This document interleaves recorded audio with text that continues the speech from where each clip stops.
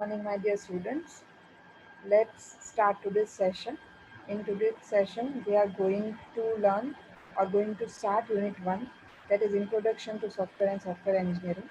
In previous session, हमने subject का introduction देखा था कि सॉफ्टवेयर इंजीनियरिंग सब्जेक्ट क्या है और क्यों है, हमें उसकी क्या ज़रूरत है. तो आज हम स्टार्ट करने जा रहे हैं first unit, that is introduction to software and software engineering. Let's have a look. ये जो डेफिनेशन है we have already discussed, but to start the unit we have to revise it. So what is software? So software is a computer program कि जो जब execute होगा तब desired features और performance हमें देगा, प्लस डेटा स्ट्रक्चर कि जो उस कंप्यूटर प्रोग्राम में इनपुट्स एंड आउटपुट्स मिलेंगे उसको कहाँ कैसे स्टोर करके डेटा को कैसे मैनिपुलेट करना है using data structure, plus documentation, soft copy as well as hard copy. मतलब डॉक्यूमेंटेशन बहुत टाइप के हो सकते हैं, लाइक रिपोर्ट्स हैं, SRS है, मैनुअल्स हैं, कि ऑपरेशन मैनुअल्स हैं. तो इन सब को कंबाइन करके हम बोल सकते हैं एक कंप्लीट सॉफ्टवेयर, क्योंकि जो सिंपल कंप्यूटर प्रोग्राम है, ठीक है, उसके साथ डॉक्यूमेंटेशन नहीं है तो वो एक कंप्लीट सॉफ्टवेयर नहीं है. अगर उसके साथ डेटा स्ट्रक्चर नहीं है, वो डेटा मैनिपुलेट नहीं कर पा रहा, तो it's not a complete software. A complete software is consist of computer program plus data structure plus documentation. ये चीज़ हम ऑलरेडी डिस्कस कर चुके हैं. This is the formal definition of software. What is software engineering? तो जैसे हमने previous session में discuss किया था कि सॉफ्टवेयर इंजीनियरिंग का यूज़ अगर हम नहीं करते और हम सॉफ्टवेयर डेवलपमेंट करते हैं तो क्या इश्यूज क्रिएट होते हैं, क्या प्रॉब्लम्स क्रिएट होती हैं, वो हमने प्रीवियस सेशन में देखे थे, समझे थे. सो तो वो सारी प्रॉब्लम्स क्रिएट ना हो उसके लिए सॉफ्टवेयर इंजीनियरिंग की हमें ज़रूरत है. टाइमली डिलीवर करना है, क्वालिटेटिव डिलीवर करना है, जो उसकी एक्सपेक्टेशंस है वहीं डिलीवर, उसकी मतलब कि कस्टमर की एक्सपेक्टेशंस है वहीं डिलीवर कर होना चाहिए. ये सारी चीज़ें फुलफिल होने के लिए software engineering is must. So formal definition of software engineering is software engineering is the application of a systematic, disciplined, quantifiable approach to the development, operation and maintenance of software. That is the application of engineering to software. So this is the formal definition. Already we have discussed about it. Now the next topic is characteristics of software. So the very first characteristic is software is developed or engineered. It is not manufactured.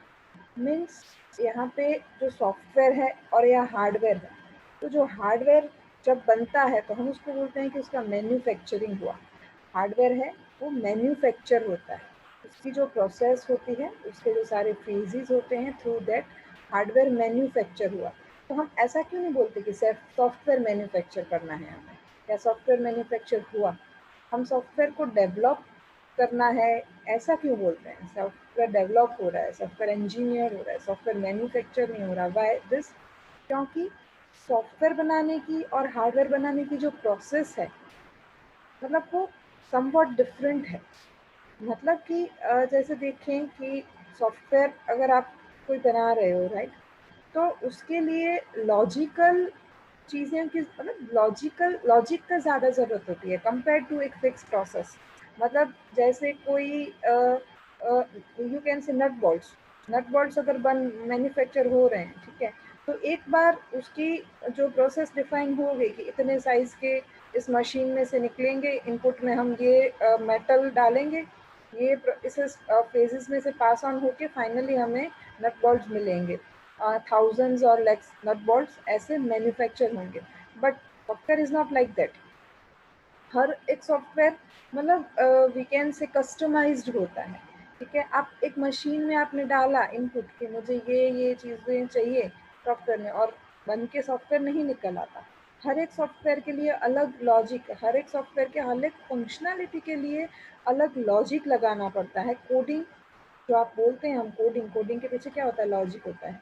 ठीक है, कि coding तो आप किसी भी language में कर सकते हो, पर जो लॉजिक है वो हमेशा सेम रहता है किसी भी लैंग्वेज के लिए. चाहे आप पाइथन में प्रोग्रामिंग कर रहे हो, चाहे आप कोई और लैंग्वेज में डॉट नेट में या जावा में प्रोग्रामिंग कर रहे हो. Syntax can be change but logic can not change. As example, simple basic level की बात करें तो अगर लूप है ठीक है। तो लूप आप बेसिक सी लैंग्वेज में समझो या फिर जावा में समझो, लूप दोनों में सेम है। पाइथन में लूप दोनों में सेम तरीके से ही वर्क करती है, बट सिर्फ उसकी सिंटैक्स अलग होती है। तो I want to say that कि सॉफ्टवेयर जब बनता है तो उसमें लॉजिकल पार्ट ज़्यादा होता है कंपेयर टू जब हार्डवेयर बनता है, तब उसमें एक फिक्स प्रोसेस रहती है। इसीलिए हम सॉफ्टवेयर को मैन्युफैक्चरिंग करना नहीं बोलते, हम सॉफ्टवेयर को डेवलप या इंजीनियर करना, इंजीनियरिंग हुआ ऐसे बोलते हैं। ठीक है, तो this is the characteristic of software. ठीक है, the next characteristic is software doesn't wear out. मतलब जो हार्डवेयर होते हैं उनको टाइम जैसे जाएगा तो वो वेयर आउट, मतलब कि उसको एनवायरनमेंट की इफ़ेक्ट होगी, उसमें मतलब डैमेज होगा। हम जितना यूज़ करेंगे, जितना वो यूज़ होगा उतना वो पुराना होगा। तो उसमें सारी जो प्रॉब्लम्स, जैसे हम बोलते हैं कि फ्रिज बिगड़ गया, we can not say that software बिगड़ गया। कि सॉफ्टवेयर में एरर जनरेट होती है, ठीक है, बट वो टाइम जाने, जो एरर आज जनरेट हुई वही एरर 10 साल बाद जनरेट होगी। जैसे टाइम जाएगा तो एरर्स बढ़ती नहीं जाएंगी आपके सॉफ्टवेयर में, बट आपका जो फ्रिज है वो जैसे टाइम जाएगा उसमें नई नई प्रॉब्लम्स क्रिएट होती जाएंगी कि उसमें वी कैन से कोल्ड, ठंडक कम हो गई, उसका गैस खत्म हो गया, उसमें कोई जो लाइट अंदर होती है वो बंद हो गई, उसका मतलब जो डोर है वो खराब हो गया। तो मतलब जैसे टाइम जाएगा वैसे हार्डवेयर के अंदर प्रॉब्लम्स क्रिएट होती जाएंगी proportional to time. But in software ऐसा नहीं होता कि टाइम के हिसाब से सॉफ्टवेयर, जैसे टाइम ज़्यादा साल गुजरे तो सॉफ्टवेयर खराब नहीं होता जाएगा, सॉफ्टवेयर को एनवायरनमेंट की कोई असर नहीं होती है। This is one of the characteristic of software. Third characteristic is, तो जैसे हमने आगे देखा कि जो सॉफ्टवेयर्स होते हैं वो कस्टमाइज्ड होते हैं।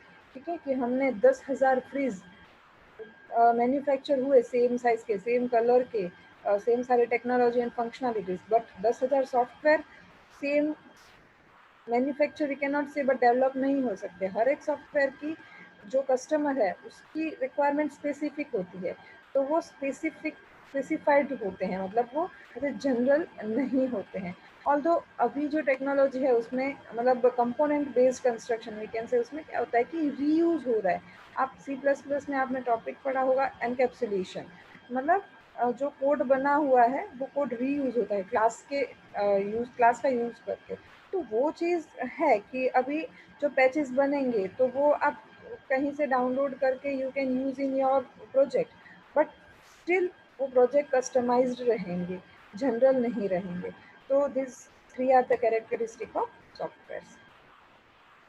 Let's a new topic, that is software myths. Software myths मतलब जो हम सोचते हैं but it's not the reality. ठीक है, तो यहाँ पे दो टाइप्स के मिथ्स की हम बात करेंगे, customers myths and programmers myths. Let's start with customers myths.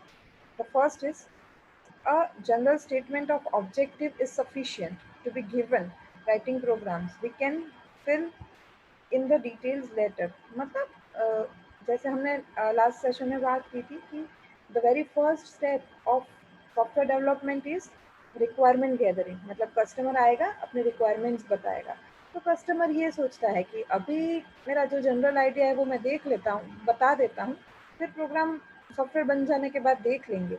But it is very difficult to change or to edit or to मतलब update your रिक्वायरमेंट्स।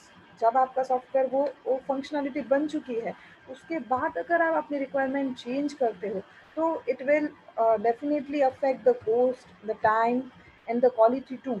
तो मतलब जितना जल्दी आप अपनी रिक्वायरमेंट्स, जो आपकी मतलब रिक्वायरमेंट्स है वो क्लियर कर दोगे, तो उतने ही आप मतलब कस्टमर उतना ही बेटर आपको प्रोग्राम्स मिलेंगे। ऐसा नहीं है कि अभी आपने जनरल आइडिया दे दिया, वो फंक्शनलिटी डिज़ाइन हो गई, देन आपने अपनी रिक्वायरमेंट्स चेंज कर दिया और इजीली सॉफ्टवेयर में वो चेंज हो जाएगा। देखो, हार्डवेयर पार्ट रिप्लेस करना इजी है, सॉफ्टवेयर पार्ट रिप्लेस करना उतना ही कॉम्प्लेक्स है।